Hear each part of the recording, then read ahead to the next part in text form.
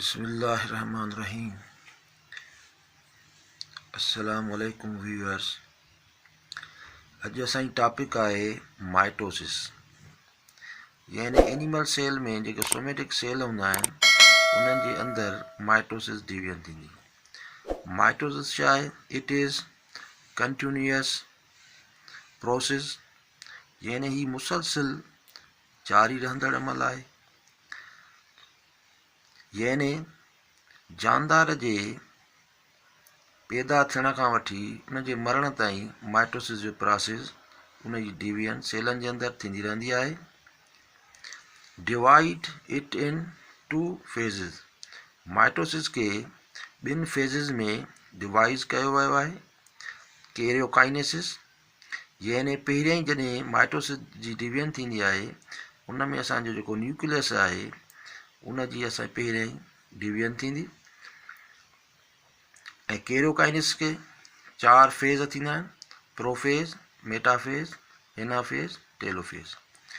उन खां पोइ जीअं ई कैरियोकाइनेसिस कंप्लीट थींदी आहे उन खां पोइ साइटोकाइनेसिस डिवीजन थींदी आहे, यानी असांजो साइटोप्लाज़म जी विरासत थींदी आहे।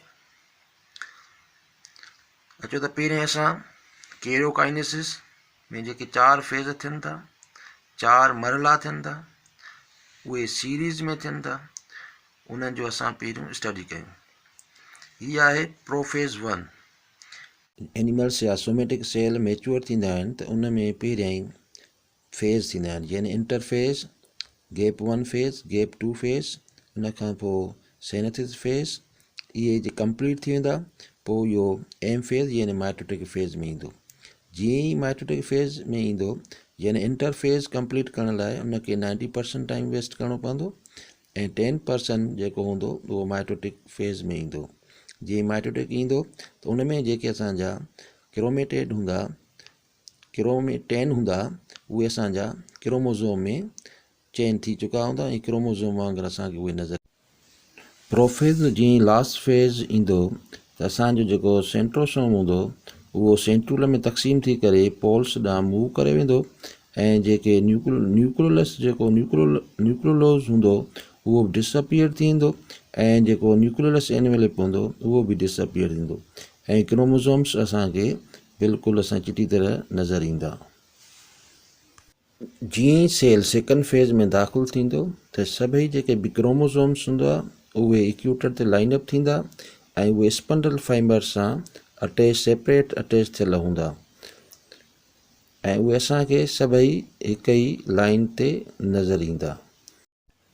एनाफेज़ में क्रोमोज़ोम्स सेपरेट थींदा, यानी जेको स्पंडल फाइबर हूंदो उहो कंट्रैक्ट थींदो ऐं अलॻि अलॻि जेको असांजो क्रोमेटिड्स हूंदा उहे सेपरेट थी अलॻि पोल्स ताईं वञी जमा थी बीह रहंदा ऐं उते ई असांखे अलॻि अलॻि नज़र ईंदा। यानी हिकिड़ो क्रोमोज़ोम्स 2 क्रोमेटिड्स से मुश्तमिल हूंदो आहे, उहे क्रोमेटिड्स सेपरेट थी वेंदा, उहे अलॻि अलॻि पोलनि ताईं मूव करे वेंदा।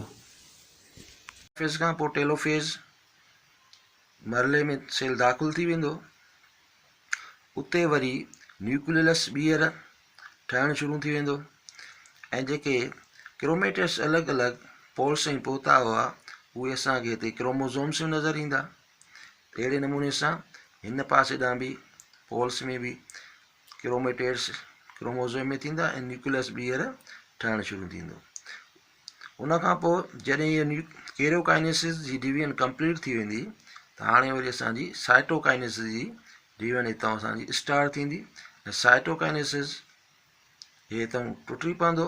अहिड़े नमूने सां असांजो हिकिड़ो न्यू सेल प्रोड्यूस थी वेंदो, यानी हीअ असांजा 2 नवां डाटर सेल प्रोड्यूस थी विया ऐं जेके क्रोमोज़ोम्स हुआ उहे वरी क्रोमेटिन में चेंज थी वेंदा। यानी माइटोसिस में हिकु सेल मां सोमेटिक सेल मां 2 डाटर सेल ठहंदा, उन्हनि में जेको क्रोमोज़ोम जो तइदादु हूंदो उहो बि उन्हनि में सेम हूंदो। फॉर एग्ज़ाम्पल जेकॾहिं असां ह्यूमन जो क्रोमोज़ोम था खणूं उन में 46 क्रोमोज़ोम्स हूंदा आहिनि त पेरनि जेको डाटर सेल ठहंदो उन्हनि में बि क्रोमोज़ोम जो तइदादु सेम असांजो हूंदो।